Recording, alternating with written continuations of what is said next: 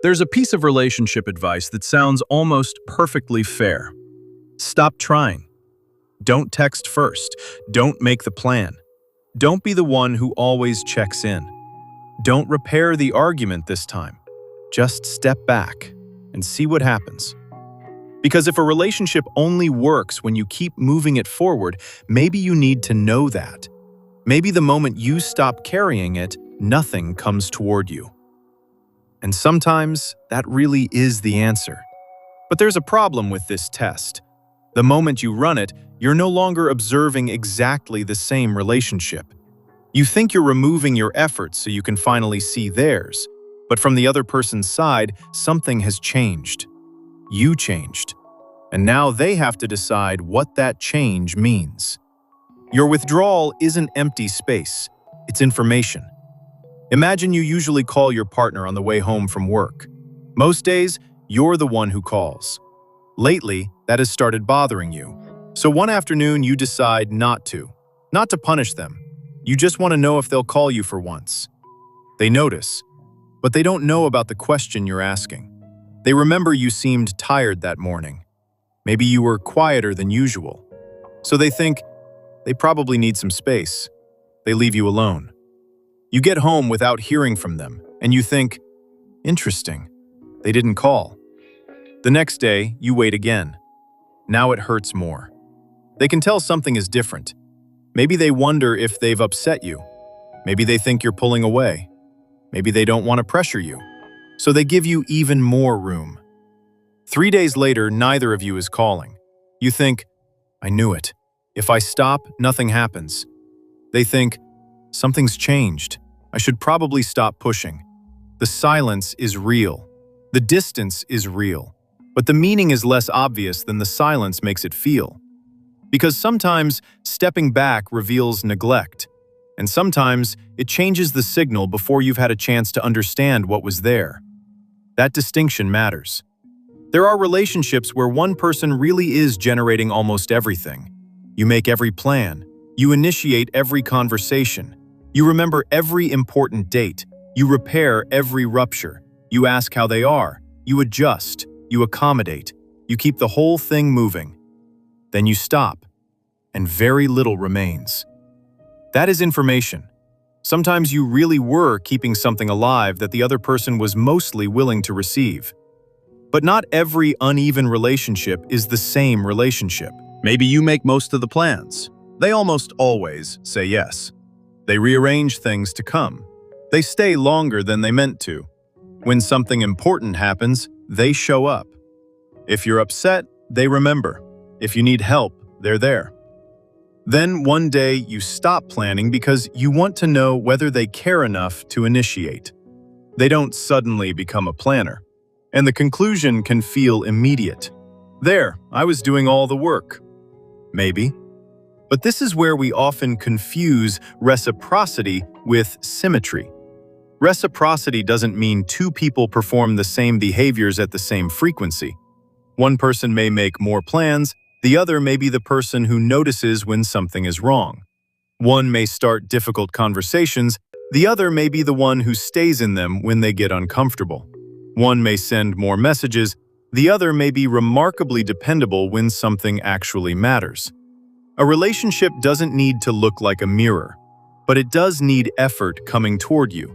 The important question isn't, do they do exactly what I do?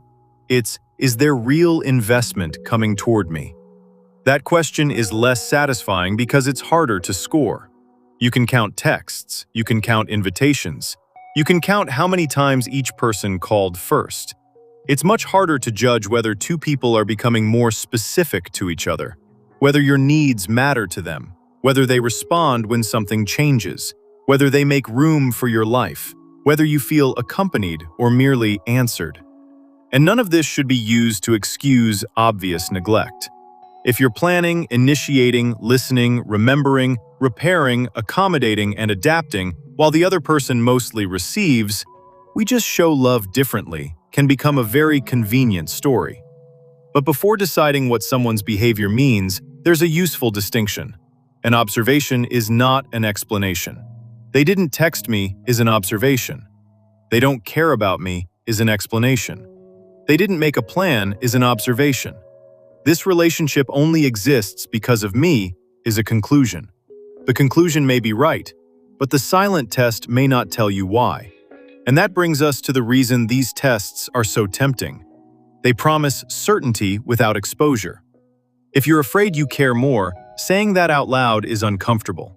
You don't want to say, "I'm starting to feel like I matter less to you than you matter to me." You don't want to ask for more effort and discover that they simply don't want to give it. You don't want to feel needy. You don't want to ask someone to choose you.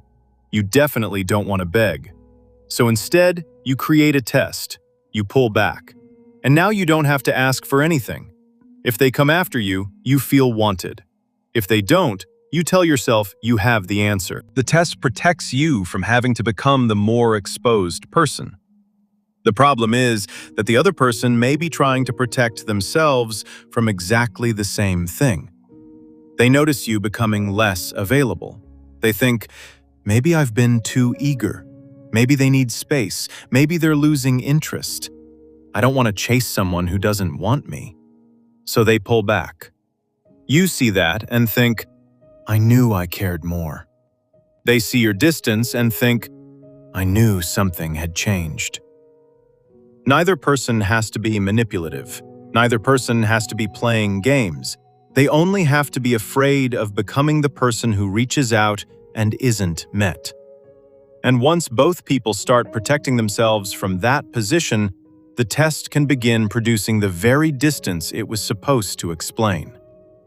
That's what "stop trying and see what happens" often leaves out. You're not standing outside the relationship collecting evidence, you're inside it. What you do becomes part of what the other person is responding to. So stepping back can reveal something, but it can also communicate something. And if you don't know which one happened, silence can look much more conclusive than it really is. There's a cleaner way to ask the question. Make it visible first. Not dramatically, not as an accusation, just enough that the other person knows what you're experiencing. I feel like I'm usually the one making time for us. When something goes wrong, I feel like I'm always the one who comes back. I need more initiative from you. This matters to me, but I can't keep doing both people's part. Now something important has changed. The other person knows where the gap is. They may disagree with your description. They may point to forms of effort you haven't been noticing. They may realize they've become passive. They may get defensive. They may understand perfectly and still change almost nothing. But now the question exists between both of you instead of only inside your head. Then you stop doing both people's part. You don't make every plan. You don't repair every rupture. You don't create all the momentum. You leave room. And now what happens tells you more. Maybe they start reaching, not perfectly, not overnight, but enough that you can see willingness. Maybe they try in ways you weren't expecting. Maybe you discover that you have very different ideas of what closeness requires. Maybe you discover that they liked the relationship much more when you were doing the maintenance. And maybe you say everything clearly, stop carrying what isn't yours to carry, and almost nothing comes toward you. That answer hurts, but it's cleaner, because now you're learning whether someone is willing to meet a need they can actually see. You're not making yourself harder to reach and measuring how quickly they chase you. There's another small difference worth noticing. A relationship can survive one person doing more of something. It usually struggles when one person has to keep generating the relationship itself. There's a difference between, I usually choose where we eat, and if I stopped creating opportunities for us to be together, I'm not sure we would have a relationship. There's a difference between, I'm usually the one who starts hard conversations, and if I stopped trying to repair things, I think we would simply remain distant. The first may be a role. The second may be a structural problem. And that's closer to what you're actually trying to find out. Not whether someone will copy your effort, not whether they'll panic when you disappear, but whether they participate in keeping the relationship alive. Do they notice? Do they respond? Do they initiate somewhere? Do they repair? Do they adapt? Do they remember? Do they move toward you when something important has been made clear? That's a much better measure of reciprocity than whether they pass a test they don't know they're taking. And of course, there are situations where making your needs visible isn't a normal relationship risk. If honesty is routinely met with intimidation, punishment, coercion, or fear, that's a different problem.